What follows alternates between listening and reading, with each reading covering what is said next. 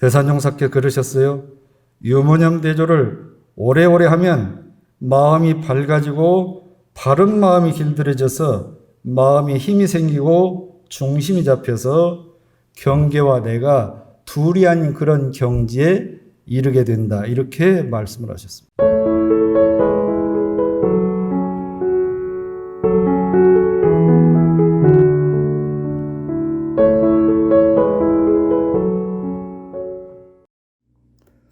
소태산 대종사께서 이 세상에 말이죠, 모든 차별이 다 없어져야 하는데 딱 하나 남아있어야 되는 차별은 있어야 된다고 하셨습니다. 지혜로운 사람과 어리석은 사람의 차별은 있어야 된다. 지우차별이라고 그러죠.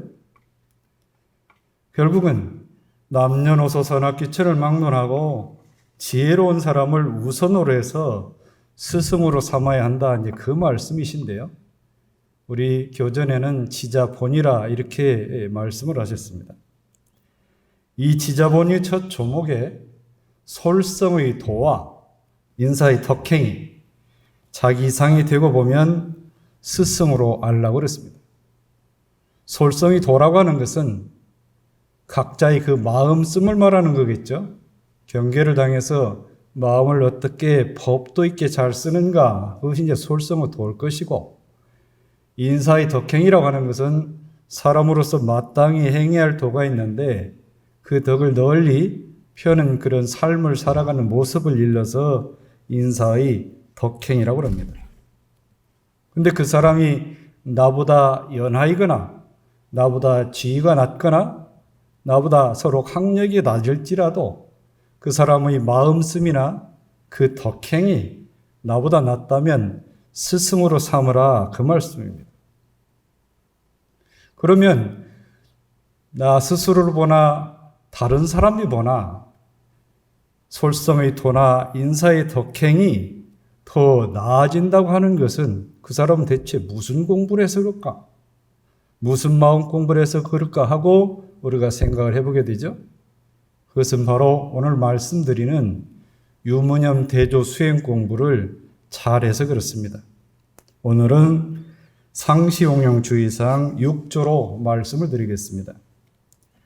모든 일을 처리한 뒤에 그 처리권을 생각하여 보되 하자는 조목과 말자는 조목의 실행이 되었는가 못 되었는가 대조하기를 주의할 것이니라 그러셨습니다.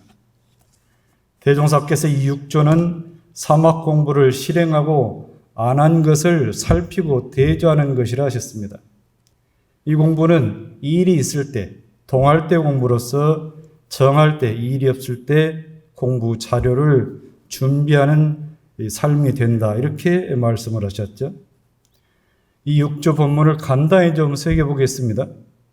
모든 일이라 하신 것은 뭐냐면 상시용용주의상 1조에서 5조까지를 합한 것을 전제로 합니다. 물론 내 심신작용을 통해서 지은 그 모든 업을 역시 모든 일이라 할 수 있겠죠.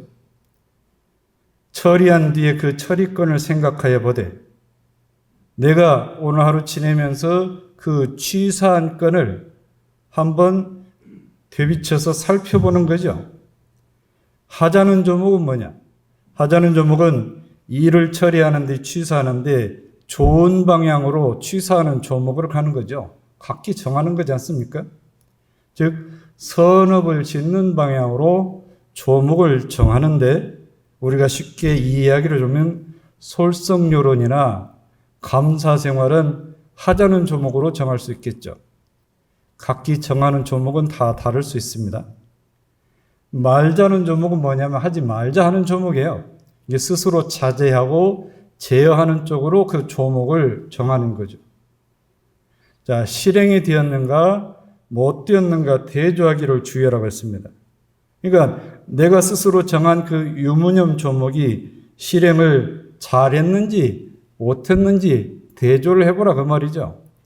대종사께서 이것을 대조할 수 있도록 하기 위해서 상시일직법에 유무념 한목을 주어서 대조하게 하신 거죠. 대조를 하셔서 그걸 반조를 해가지고 더 나은 방향으로 정진을 하라, 그 말씀입니다. 상실기법의 유념, 무념에 대해서 말씀을 하셨죠. 유념이라고 하는 것은 마음을 챙겨서 정하는 그 조목입니다. 내가 마음을 챙기겠다고 하는 그 조목이 이제 유념 조목이 되겠죠. 무념은 방심해가지고 마음을 놓쳐가지고 그 조목을 지키지 못한 경우를 일러서 무념이라고 합니다. 물론 그 조목에는 좀 전에 말씀드린 하자는 조목도 되고 말자는 조목 다 해당이 됩니다. 다만 챙겼느냐, 챙겼느냐 그 차이만 있겠죠. 그 조목을 정하는 데 가장 쉬운 방법은 내 몸을 쓸 때 하는 조목, 내가 말을 할 때 하는 조목, 또는 내가 마음을 쓸 때 하는 그런 조목 중에서 택하면은 유용할 것 같습니다. 어느 교무님이 베네골에 계신 향타원 종사님 뵈러 갔대요. 이게 대화를 하시는 중에 향타원 법사님께서 무슨 말씀을 하냐면, 내가 자꾸 말이 많아져. 평생 가르치고 하다 보니까 앉았다 하면 내가 먼저 가르치려고만 들어? 그렇게 말씀을 하시면서, 그래서 내가 그렇게 말을 좀 안 하려고 좀 유념 조목으로 정했다 그래요. 그런 말씀마다 다 법문이실 텐데, 당신이 돌아보니까 사람 오면 일단 앉으면 가르치려고 든다고 말이죠. 그래서 그거를 유념 조목으로 정하셨대요. 예산 이철현 종사님에게 후진이 한 사람 찾아왔어요. 그 후진은 입만 열면 남 험담하고 시비하고 그런 습관이 좀 있었던가 봐요. 그날 놓아가지고 이제 이런저런 얘기, 누가 험담 얘기를 자꾸 하니까 예산 법사님께서 오늘 일기예보에 비가 온다고 했던가? 근데 잠깐 멈추더니 또 해요. 저기 날아가는 새가 참 예쁘지?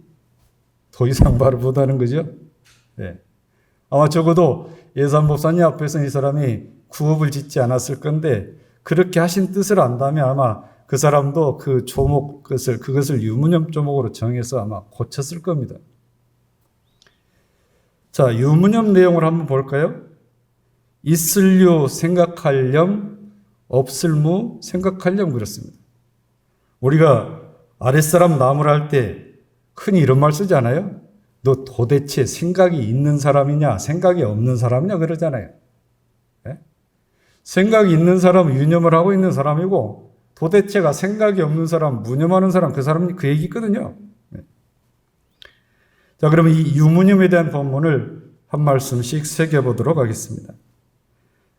유념, 무념은 모든 일을 당해서 유념으로 처리한 것과 무념으로 처리한 것을 조사 기재하되, 근데 그 조사 기재하는데 그 번수, 횟수를 기재를 합니다.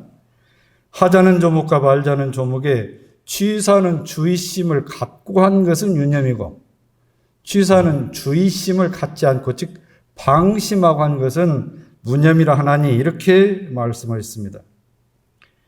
자, 그러면 하자는 조목이 됐든지 말자는 조목이 됐든지 그 조목을 어떻게 정하는 자가 중요합니다. 대산종사께서 유무념 대적 공부는 가까운 주변에서부터 대조하는 건수를 찾으라고 해서, 가까운 주변에서, 멀리서 찾지 말고, 또 내가 행하지도 못할 그 범위를 너무 높게 잡지도 말고 그러죠.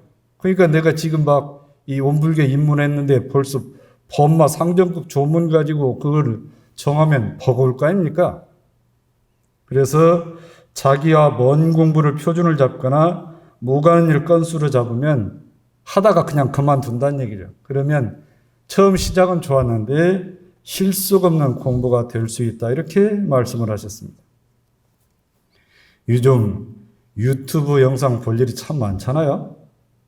저도 이따금 보는데 그 콘텐츠가 참 무궁무진합니다. 무궁무진해요.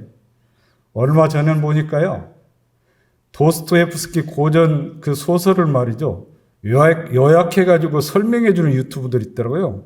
그것만 있는 줄 알았더니 제가 고등학교 때 두터운 고전소설을 요약하고 정리를 해줘요. 물론 눈이 나빠서 사정상 책을 직접 볼 수 없는 분들한테 편리할 텐데, 이거 이대로 뒀다가는 책 읽는 습관마저 없어지겠다 싶어서 좀 염려가 되더라고요. 그런데 요약해주면 듣긴 편하죠. 근데 책을 직접 읽으면서 그걸 느끼면서 그 느낌 다르잖아요. 다릅니다.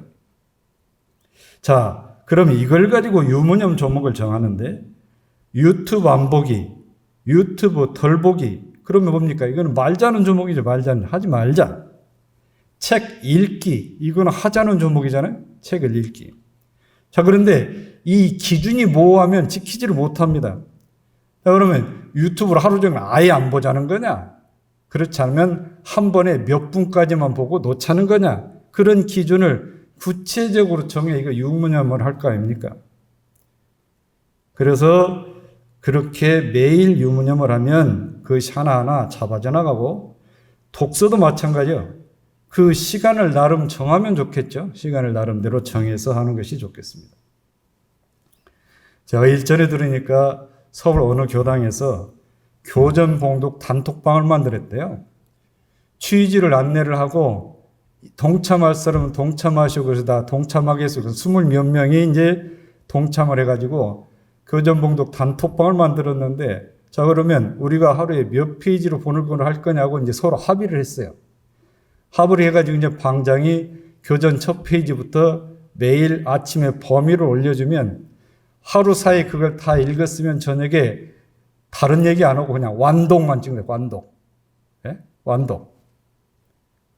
또 다른 공부 모임이 뭐냐면 무시선 단톡방을 했대요. 이것도 이런 취지를 얘기를 하고 같이 할 사람 참여를 해라 하니까 이제 그것도 역시 한 20몇 명 참여를 했는데, 서로 합의를 해가지고 우리가 하루에 할 수 있는 시간을 몇 분으로 정할 거냐 합의를 했어요. 그래서 이제 저녁 자기 전에 그날 목표한 걸 했으면 그걸 완결하고, 또는 자기가 행한 그 분수를 적기도 하고, 이렇게 해서 지속적으로 자체적으로 유지를 하고 있답니다. 스스로 못하지만 그렇게 서로 약속해서 그 유무념을 정하면 내 경전 봉독이나 나의 수행 시간을 함께 채울 수 있는 방법이 요즘 시대에 참 적용하기 좋은 것 같습니다. 자, 처음에는 일이 잘 되었든지 못 되었든지 취사는 주의심을 놓고 안 놓은 것으로 번수를 계산을 하나. 처음에 할 때는요, 이 과정에서 몇 차례 했는지, 그러니까 과정을 중요시하는 거예요. 그 진행하는 그 과정을 중요시해서 내가 몇 차례 유념을 했냐, 몇 차례 무념을 했냐, 이제 그것만 표시를 하는데, 자, 유튜브를 켰어요. 키다가, 아, 이거 내 유무념 조목이지, 바로 껐는지, 깜빡 잊어버리고 한참 봤는지, 그 유무념은 기준이 되겠지 않겠어요? 그래서 하루에 그런 기회가 많은데, 책 보기도 유념 조목일 때는 내가 여유 시간이 있을 때 책을 먼저 집어드느냐, 유튜브 먼저 보냐, 이게 이제 유무념 조항을 볼 수 있지 않겠어요? 그렇게 하면 하나하나 고쳐질 것 같습니다. 제가 총부 교화부 있을 때 이 A3 사이즈로 가족 유무념 공부라는 걸 포스터를 만들어서 전 교당에 보급을 한 적이 있습니다.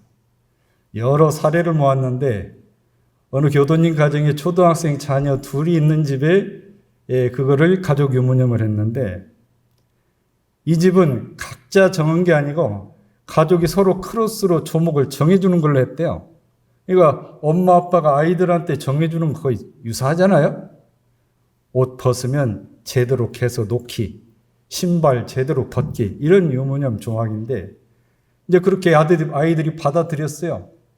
아이들한테 엄마는 뭘로 할까 그랬더니 큰 소리 치지 않고 말하기. 엄마가 깜짝 놀라면서 좀 무안했던가 봐요. 아빠는 담배 끊기. 아빠가 그거 말고 다른 거 한 3개 정리 좀 할 테니 그거는 좀 빼달라 그래요. 아, 소용없다. 그럼 우리도 안 한다고. 결국 이제 이 네 식구가 정해가지고 그날 하루 한 것을 볼 때마다 바를 정자로 표시를 하는 거예요. 2달 있으니까 다 고쳤대. 2달 있으니까. 자, 이제는 공부가 깊어가면 어떻게 하냐. 일이 잘 되고 못 된 것으로 번수를 계산. 아까 처음에 할 때는 그 과정에서 그 횟수를 적는데, 어느 정도 익어지면, 좀 깊어지면 그 결과가 잘 됐냐 못 됐냐 그것으로 기준하란 말이죠. 그 결과가 오기 전까지 한두 번 잘못했지만 결과적으로 한 7, 8번을 잘해서 결과가 잘 되었으면 그걸로 한 번, 두 번 표시하는 것이 좀 깊어지는 단계에서 할 수 있는 거다, 그 얘기죠. 아까 처음에 하는 것은 과정을 중시하는 거고, 좀 깊어지면 그 결과로서 한다, 그 말씀이죠. 정산종사께서 유념과 무념에 대해서 해설을 이렇게 해주셨습니다. 착심이 없는 곳에 신령하게 알고 밝게 알고 바르게 행함이 유념이니 이는 생각 없는 가운데 대중이 있는 마음이요 착심이 있는 곳에 미혹되어 어둡다는 얘기라 미혹되어 망령되이 행하는 것이 무념이니 이것은 생각이 있는 가운데 대중이 없는 마음이라고 했어요. 자, 그러면 유념은 생각 없는 가운데 대중이 있다 그러는데 여기 생각은 뭘까요? 분별 주착하는 그런 생각이 없는 가운데 대중이 있다. 중심을 쫙 잡고 있다. 그 말씀이거든요. 예, 그렇게 하는 말씀입니다. 결국은 그만큼 끌리지 않고 온전한 마음을 하는 것이 유념이다. 그 말씀입니다. 이어서 유념 공부에 대해서 이렇게 말씀을 하셨습니다. 유념 공부는 일용행사의 그 마음 대중을 놓지 않는 것이 유념 공부다 그랬어요. 하루 지내가면서 마음의 대중을 놓지 않는 거죠. 마음의 중심을 쫙 잡는 거죠. 그래서 보는데도 대중 있게 보고 듣는데도 대중 있게 듣고 말하는데도 대중 있게 말하고 움직일 때도 대중 있게 움직이고 일이 없을 때도 대중 있게 정해서 한순간이라도 방심을 경계하고 정념, 바른 생각을 갖자는 공부이라 그랬습니다. 그래서 이 육문용 공부는 그 사람의 정도에 따라서 대종사께서 태조사법을 하기도 했어요. 태조사는 콩태자예요. 흰 콩, 검정 콩을 두고 유념을 했을 때는 흰 콩을 주머니에 담고 무념을 했을 때는 검정 콩을 주머니에 담고 글을 모르는 사람들한테는 그렇게 하셨다 그 말씀입니다. 그 다음에 유무념을 대조케 하시고 더 깊이 할 때는 상시일기로 대조하게 하셨다 그 말씀입니다. 자, 그러면 마음 대중을 놓지 않는 것을 유념이라 하시면서 바를 정자 생각을 정념이라고 그랬어요. 그러니까 마음 대중을 잘 잡는 마음을 정념이라고 그러는데 이 정념은 남방불교 윗바사나에서 가장 중요한 수행 방법의 핵심입니다. 우리 중생들이 갖는 괴로움이 있죠. 이 괴로움의 원인을 알아서 그 괴로움의 원인을 소멸시키는 방법을 일러서 팔정도라고 합니다. 그 팔정도는 정견, 정사유, 정어, 정업, 정명, 정정진, 그 다음에 정념, 정정 그러거든요. 7번째만은 그 정념이 바로 뭐냐면 바른 마음 챙김 그럽니다. 아까 마음을 챙겨야 된다고 그랬잖아요. 바른 마음 챙김 이러는데 일체 분별 없이 있는 그대로 주시를 해서 동시에 분명하게 알아차리는 것, 그것을 정념이라 한다. 그렇게 이분들은 해석을 합니다. 결국은 대중 있는 마음이란 것은 중심을 잘 잡고 그것을 분별하지 않고 바로 직시해서 분명하게 알아차린 건다는 얘기잖아요. 우리나라가 하계올림픽에서 금메달 3개를 딴 것은 이번 도쿄올림픽이 처음이라고 그러네요. 양궁에서 마찬가지인데 그 금메달 3개를 딴 양궁 안산 선수가 개인전 결승에서 이 상대 선수하고 동률이 되니까 이제 마지막 한 발로 승부를 가리는데 속으로 그랬대요. 쫄지 말고 쏴 그랬대. 쫄지 말고 쏴. 자꾸 쫄지 말고 쏴, 쫄지 말고 쏴 하고 마지막 한 발 쐈는데 그 10점 맞았잖아요. 관역에. 결국은 이 안산 선수도 자기 마음을 들여다보니까 지금 쫄고 있어요. 긴장이 됐다는 얘기잖아요. 예. 긴장이 됐는데 긴장하지 말고 쏴라. 자꾸 자기 이제 이 내심 안으로 그걸 다지고 했겠죠. 자기가 그걸 자기 상태를 지금 직시해서 본 거잖아요. 보고 그거를 긴장하지 마라 스스로 이렇게 하면서 쐈다는 얘기잖아요. 이제 심장 박동수로 보니까 평상시 박동수나 똑같았대요. 그래서 우리가 유념이라고 하는 것은 일상에서 어느 경우든지 할 수 있는 겁니다. 혹여 그러잖아요. 나는 새벽에 일찍 일어나지도 못하고 오래 앉아있지도 못하고 해서 난 수행을 못해 그래요. 수행을 못해. 아, 좌선 염불만 수행인가요? 유무념도 수행이에요. 유무념도 수행. 유무념 대조하는 것도 수행이다. 그래서 제가 오늘 유무념 수행 그렇게 주제를 정했습니다. 그런데 이것이 이제 유무념 집중하는 거잖아요. 집중하는 것. 그러니까 아까 말씀드린 윗바산에서 말하는 이 정념도 마음 집중하는 거, 알아차리는 거 이렇게 기준을 잡거든요. 그러면 우리도 마음 공부를 할 때 유념이 처음 단계는 집심이잖아요. 집심. 잡을 집자 집심이에요.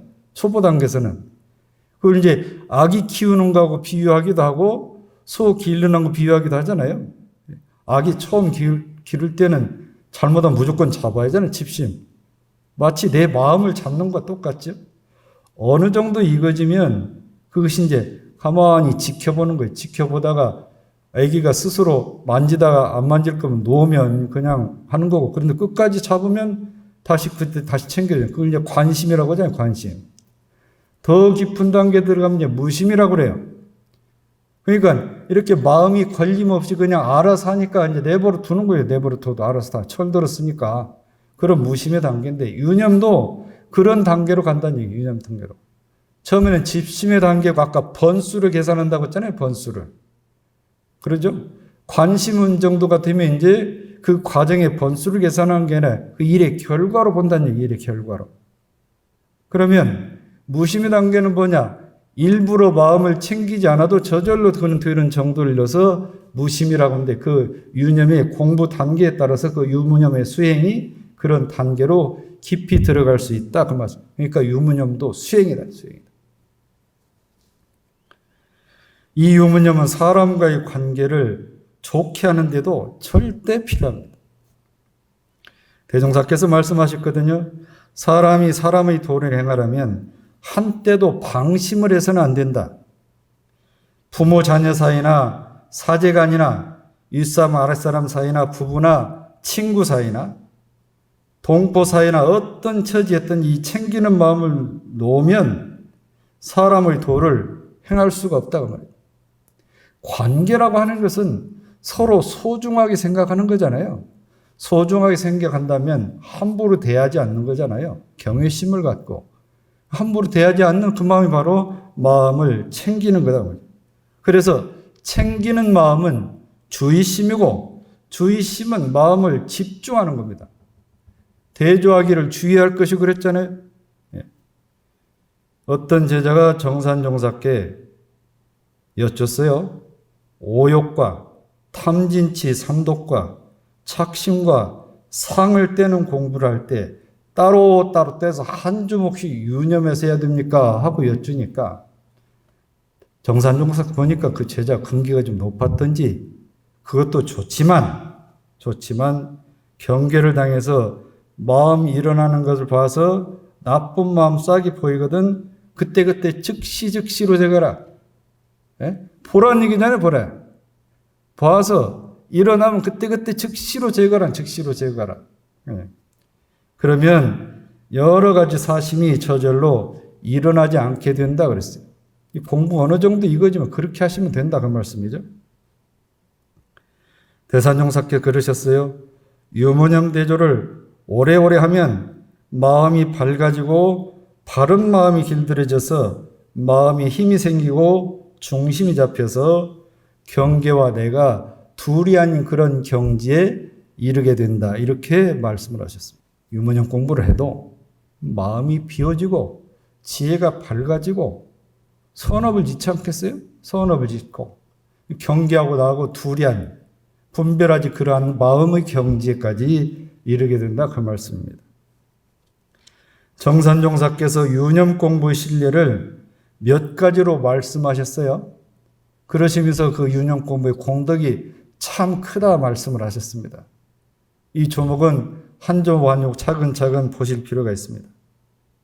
첫째, 사람이 어떠한 사업을 성공시키고 싶으면 먼저 그 마음이 오로지 그 일에 집중이 되고 그 생각이 그 일을 연마하는 데 있어야 됩니다. 생각이 그 일을 성공시킬 일을 연마하는 데 있어야 된다 그랬습니다.